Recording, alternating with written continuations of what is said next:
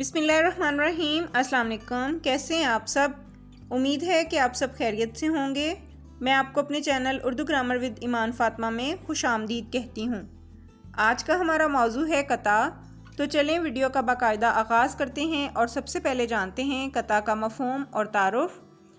कता के लुग़वी मायनी टुकड़ा और जुज़्व के हैं, जबकि इस्तिलाह में ऐसी नज़म को कता कहा जाता है जिसमें कोई ख़याल या वाक़या तसलसल के साथ बयान किया गया हो, यानी दो या दो से ज़्यादा शेरों को जो मौजू के एतबार से एक दूसरे से मुतल्लिक़ हों कता कहलाते हैं। इसी तरह कता दो शेर से कम नहीं होता और ज़्यादा की कोई हद मुकर्रर नहीं, मगर कता में मतला नहीं होता।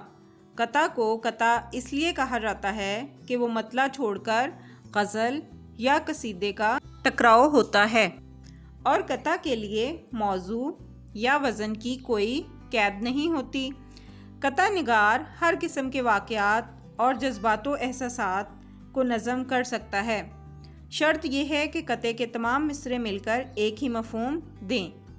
तो कते की तारीफ़ कुछ यूँ होगी कि कता नज़्म की उस सिन्फ़ को कहते हैं जिसमें किसी ख़ास ख़याल, जज्बे या कैफियत को बयान किया जाता है।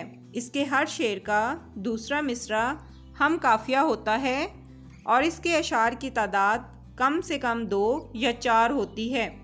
ज़्यादा से ज़्यादा की कैद नहीं।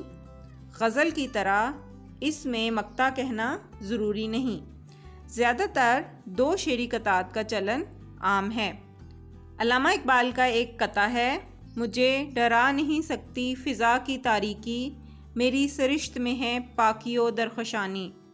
तू ए मुसाफिर शब खुद चिराग बन अपना, कर अपनी रात को दागे जिगर से नौरानी। इसी तरह एक और कता मलाइज़ा फरमाएं, हकीकत की तुझको खबर ही नहीं, ना जा इनके ज़ाहिर पे मेरे मुरब्बी। कमाई पे रिश्वत की अक्सर बने हैं वो घर जिन पे लिखा है मिन फजले रब्बी। मुझे उम्मीद है कि आपको कता अच्छी तरह से समझ में आ गया होगा। अगर वीडियो पसंद आए तो इसे लाइक और चैनल को सब्सक्राइब ज़रूर कर लें ताकि मेरे आने वाली हर वीडियो आपको मिल सके। अल्लाह हाफ़िज़।